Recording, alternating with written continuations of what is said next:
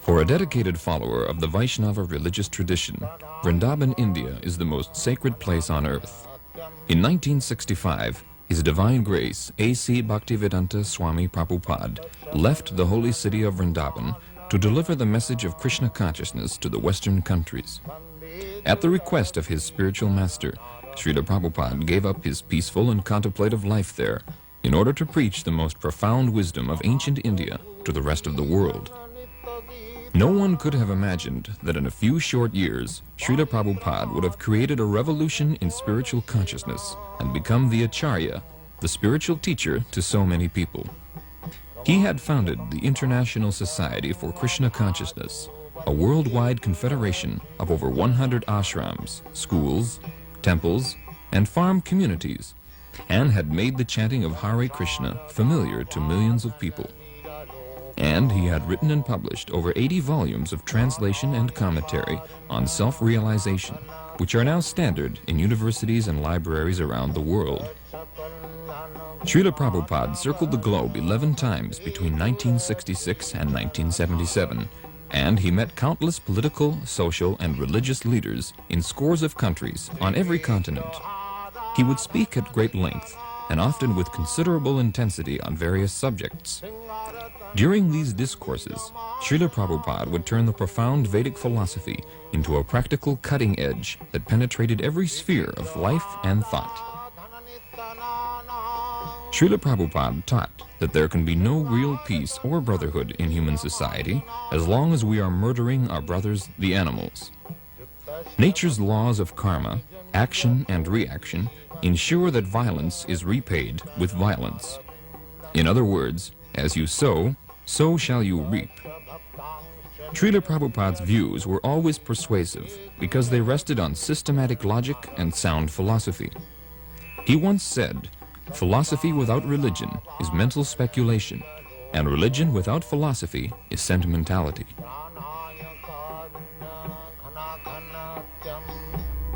By example, it is necessary for la nourriture, food, for the food of man to eat. Man can eat grains, food grains, fruits, milk, sugar, wheat. Not pas de chair, pas de No flesh. No flesh. No. Why? Just like the fruits. The fruits are meant for human beings. Yes. The tiger does not come to eat your fruits. Yes. So tiger's food is another animal. Man's food is fruit. Yes, sir. Food grains. Yes, Milk product. Just like oui, mais it is why? Because grain on plants are also living beings. That's all. Living beings. That we also understand. Yes. But if you can live just like generally, if I can live on food and grains and milk, why should I kill another animal?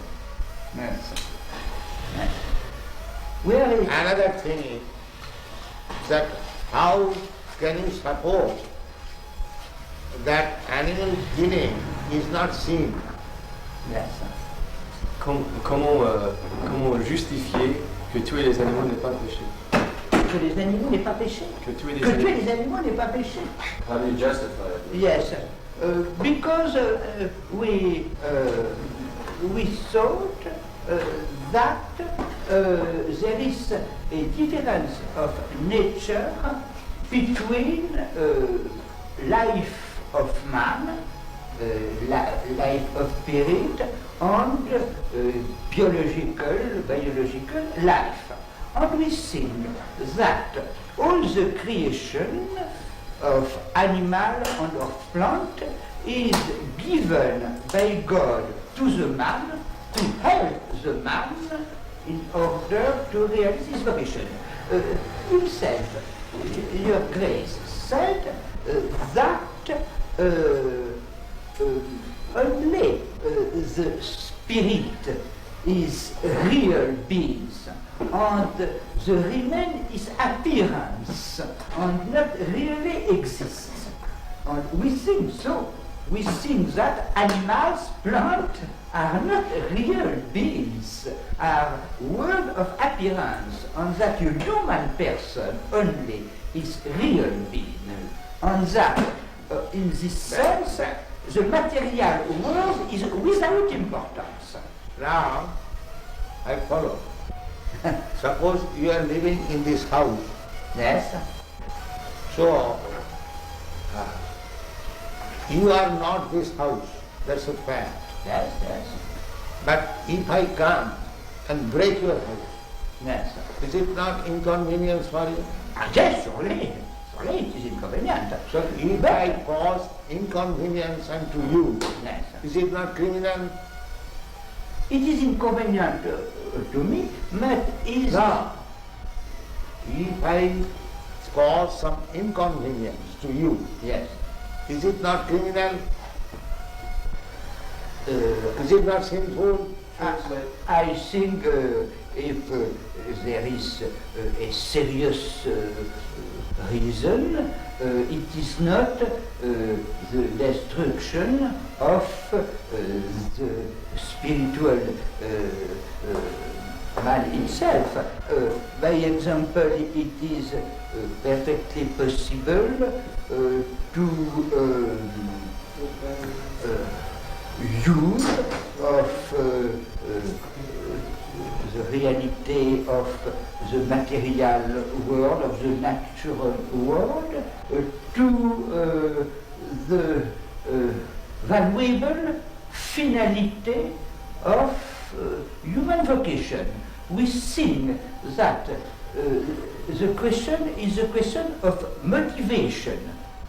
It could exist bad reason to kill an animal. But if the killing of animal is to give food to children, men, women, oui, ont faim, qui ont faim. Yeah, actually. Hungry. You are hungry, it is legitimate. We have, it is difficult to admit that in India, comment dit-on, les vaches. The cows. Oui, cows. It is not permitted to kill Cow.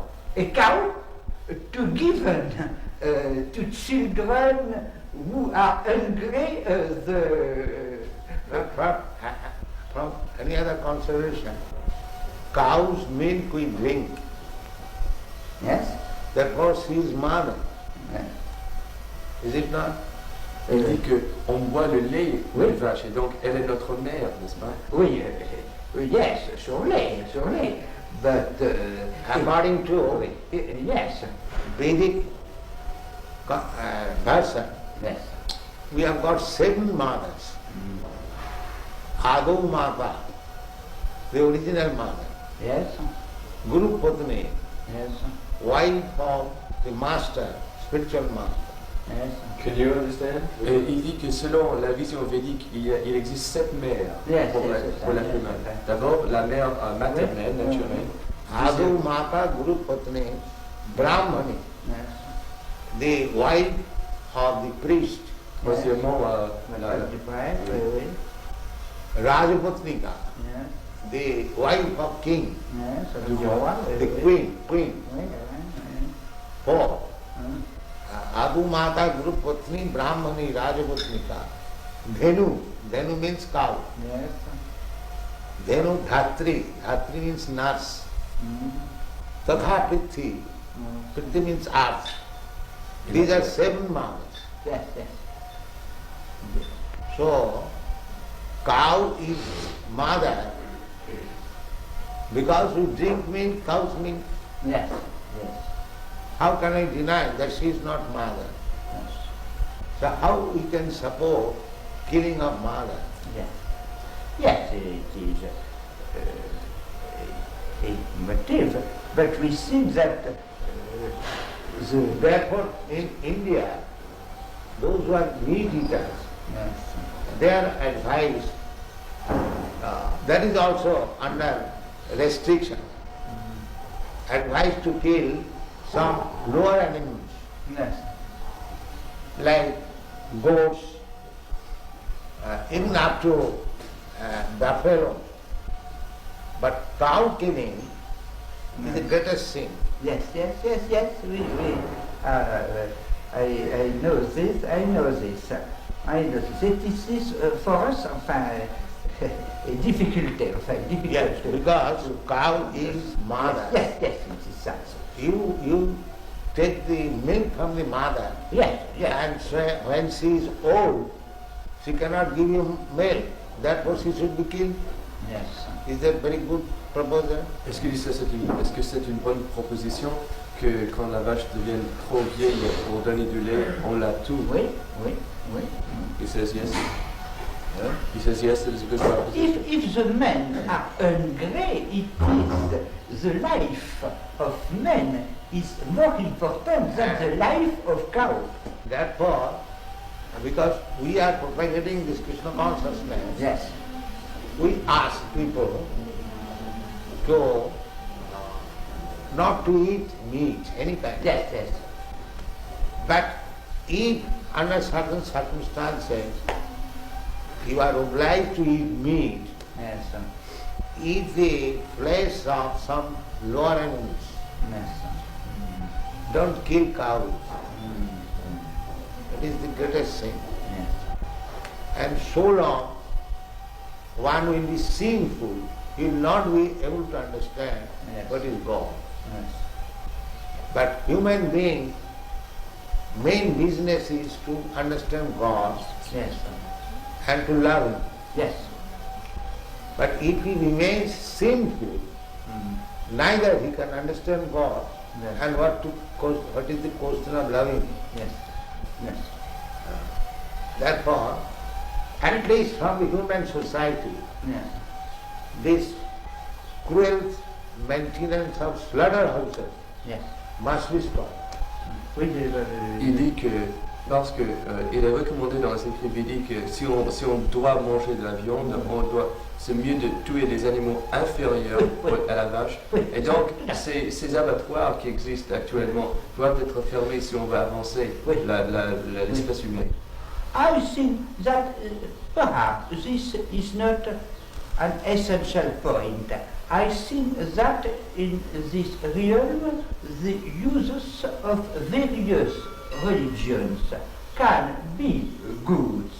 The important is to love God, but the commandment practical can be various. No. That's like God. If God says that you can do this, Yes. that is not sin. Yes. But if God says that you cannot do it, Yes. then it is sin. That is our pleasure. Ishavasangam sarvam. Everything belongs to God. That's it, man. Under the influence of Maya, we are thinking, and this is my fault.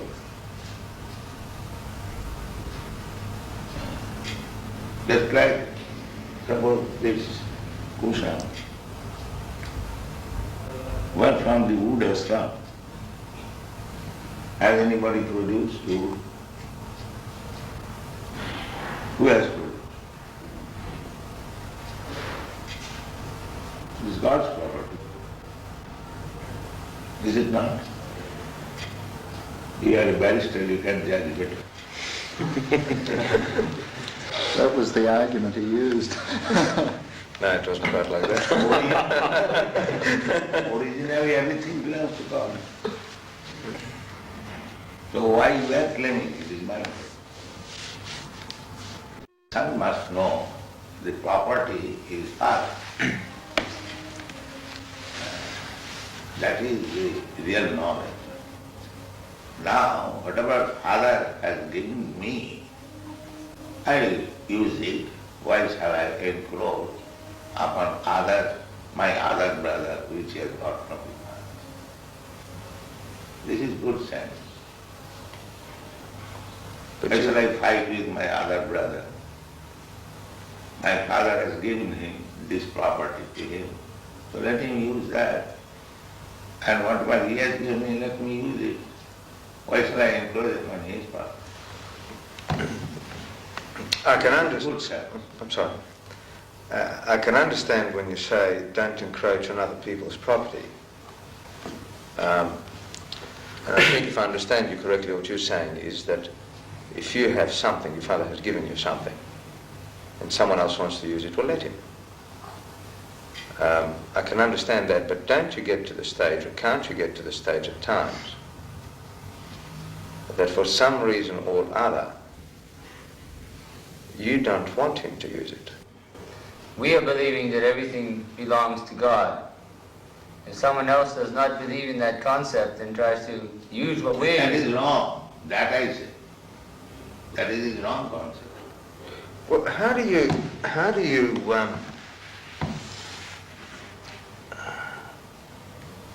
reconcile, or how do you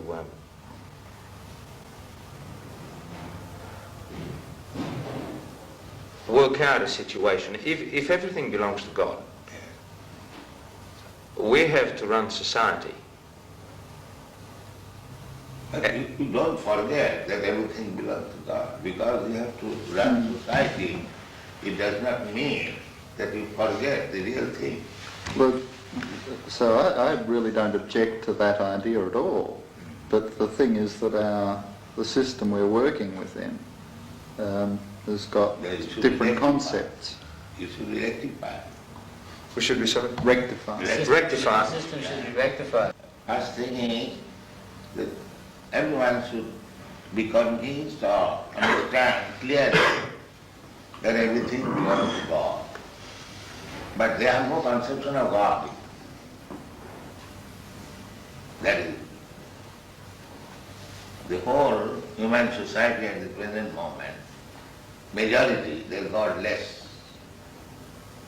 especially the communists.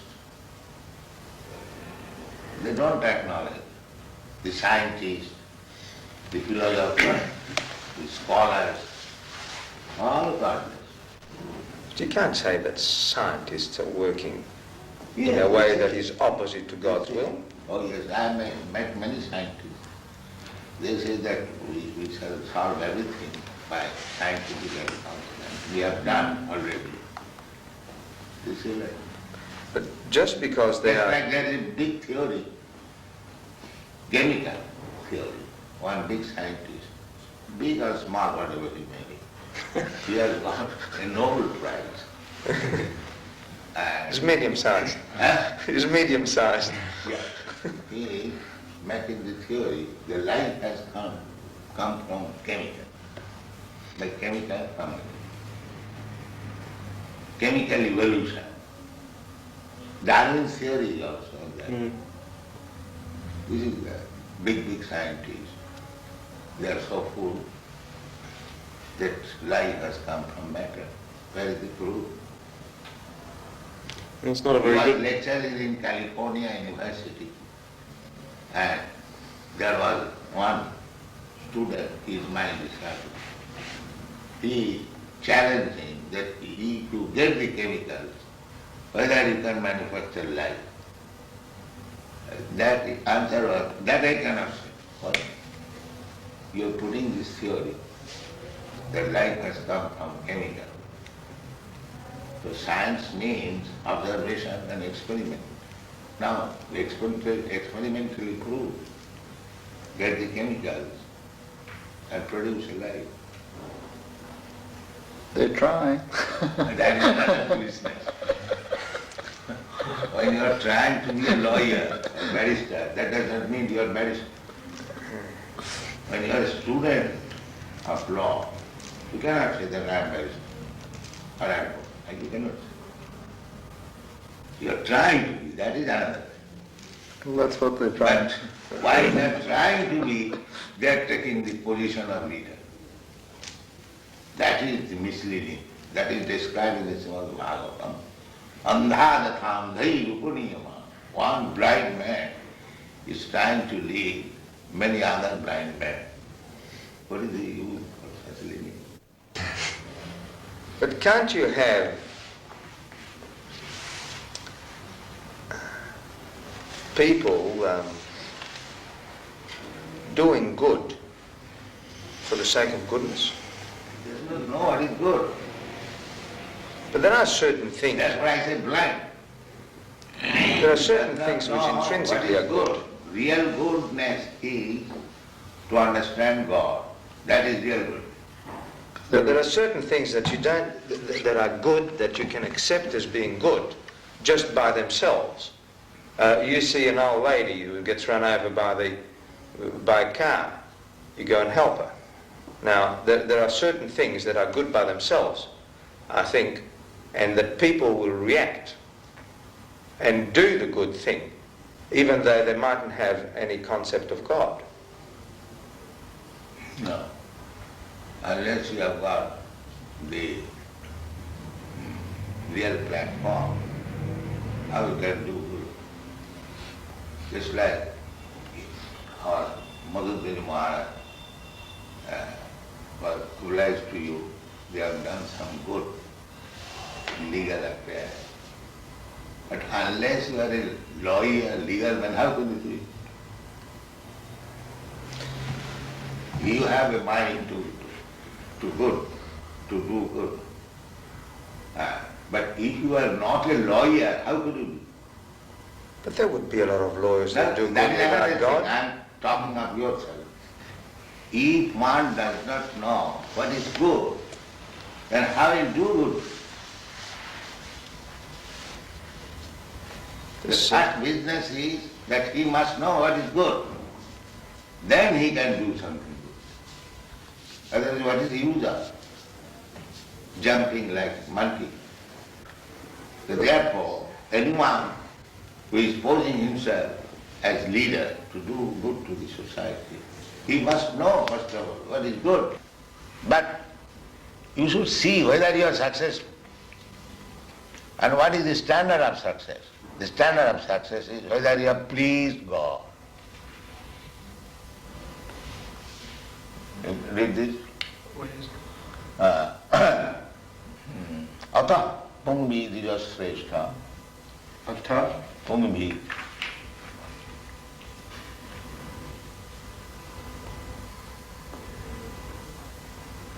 Ata pumbir dvijasreshta. Another one.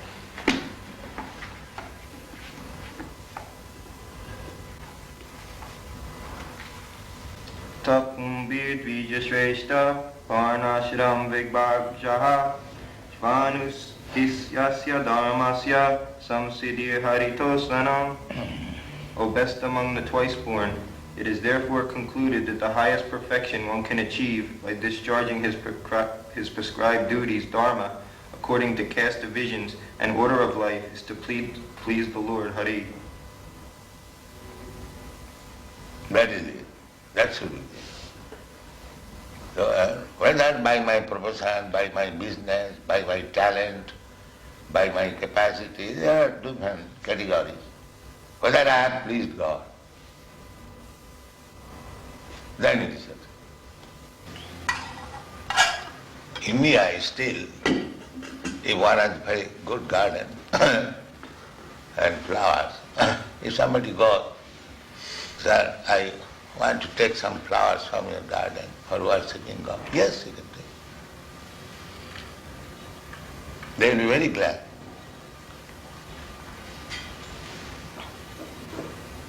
This man, his livelihood depended on those flowers, and I think he his possessions were more important to him, unfortunately. It's a funny story. There's a funny follow-up to that one, and that is that the flowers were taken from two men that ran nurseries, and we had to go through an appeal to finally get home. But just before the appeal came on, the boys needed a glass house because they've got special plants, which you've got outside here. And they didn't know anything about glass houses, so they're driving around. And one said, well, let's go and find out something about glass houses. Oh, there's a nice nursery. So the car drives up, you see. Devotee goes out, and he said, excuse me, sir, but we're interested in glass houses. He said, will you please get out of my land? Say nursery.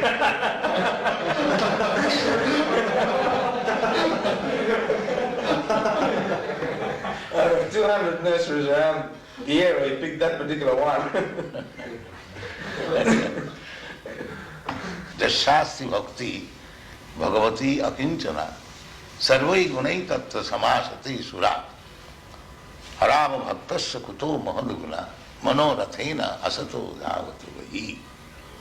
The meaning is that anyone who is God conscious, devotee, he has got all the good qualities. What we consider as good qualities, he has got. And similarly, one who is not a devotee of God, he has no good quality. Because he will hover on the mental platform. There are different platforms. Bodily concept of life, general, and this body. Therefore, my business is to satisfy the senses. This is bodily concept of life. And others, they are thinking, I am not this body, I am mind. Well, they are going on mental speculation, like philosophers, thoughtful men. And above that, there is intelligent class of men practicing some yoga, and spiritual platform is above that. First bodily concept, gross, then mental, then intellectual, then spiritual. So this Krishna consciousness movement is on the spiritual platform, above body, mind and intelligence. But actually we should come to that platform because we are spirit soul. We are neither this body, nor this mind, nor this intelligence. So, one who is on the platform of spiritual consciousness, they have got everything. Intelligence, proper use of mind, proper use of the body. And everything is there. He must be at the same time, although he is hero, he must be generous. Just like Alexander the Great, perhaps you know this story, he arrested one thief. So when he was arrested and he was being judged by Alexander, the thief pleaded that what is the difference between you and me? You are a great thief, I am a small thief. So Alexander understood it and got him with his yes. This is generosity. He must agree to the principle. Well, there's another one, the battle. Remember the big battle where the opposition, what was his name, was on the ground and he said... Abhimanyu was surrounded by the Maharathis. there was no mercy then. So now Ghana was objecting that you cannot shoot a man if he gets off his chariot. And Krishna said there was no mercy with Abhimanu, so therefore there will be no mercy now. Tit for tat. But where was the generosity then? Now what that is happening? Tit for tat. Was that generosity? Huh? Where was No. the generosity? That, Just times, Wally, surely. There's times for these. that is war tactics. Yeah. That is war tactics. He's going to bring some prasadam for you. Give some prasadam for them. Yeah. Yeah. We invited everyone over to Ukashrava's house one night. We had a big party, and Wally came and Raymond came, and they became very much addicted to prasadam.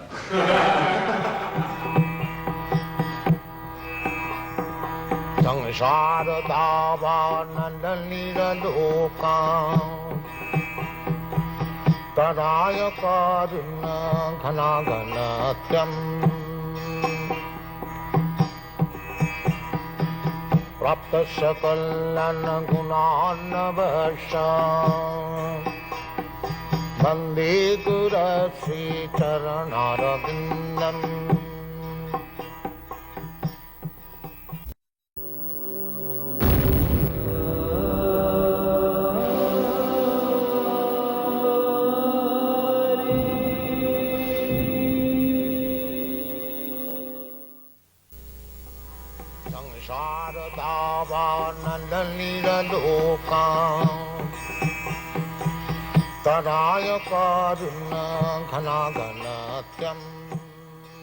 In 1965, an elderly gentleman stood on the deck of a freighter in Boston Harbor and wrote this prayer. How will I make them understand this message of Krishna consciousness? I am very unfortunate, unqualified, and the most fallen. Somehow or other, O Lord, you have brought me here to speak about you. Now, my Lord, it is up to you to make me a success or failure as you like. 12 years later, Hare Krishna was a household word. A.C. Bhaktivedanta Swami Prabhupada had been more than successful. He had founded the International Society for Krishna Consciousness, a worldwide confederation of over 100 ashrams, schools, temples, and farm communities, and had made the chanting of Hare Krishna familiar to millions of people.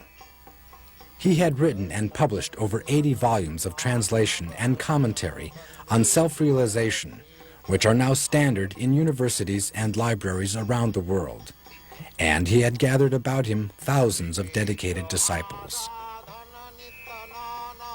Srila Prabhupada became known to the world as a scholar, philosopher, social critic, and spiritual leader. But to his disciples, Srila Prabhupada was dearmost friend, father, and inner guide. The importance of the spiritual master to his disciples cannot be overstated. It is said that only by the mercy of the spiritual master can one receive the benediction of Krishna, and without the grace of the spiritual master, one cannot make any spiritual advancement. So the disciple's entire life focuses on the spiritual master and his instructions. In this relationship, the activities of the spiritual master are of monumental importance to his devotees.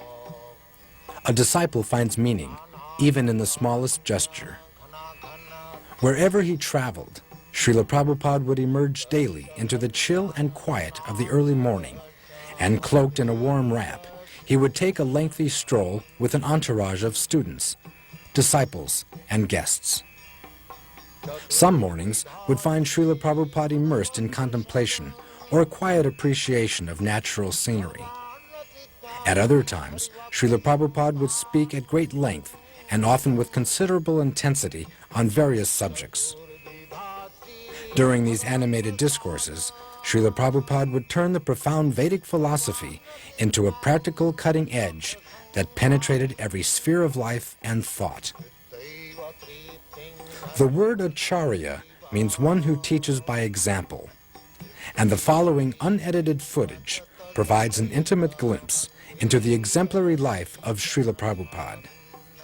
To most people, the daily activities of a spiritual master are a mystery, and it is interesting to see how such an important historical figure conducted his everyday affairs. What emerges is an endearing portrait of an authentic spiritual personality.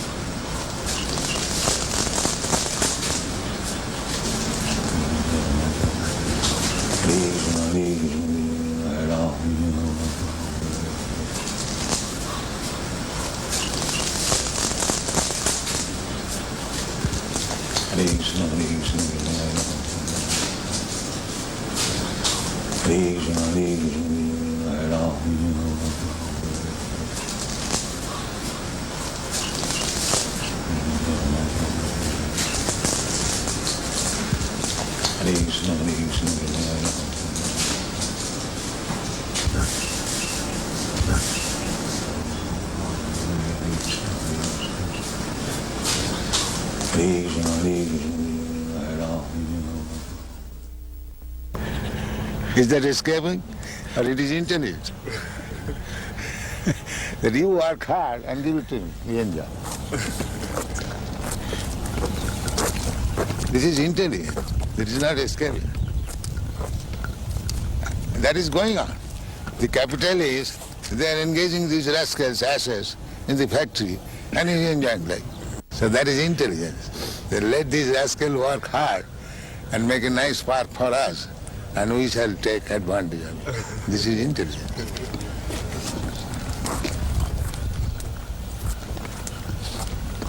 And it is called Ajagar Vritti.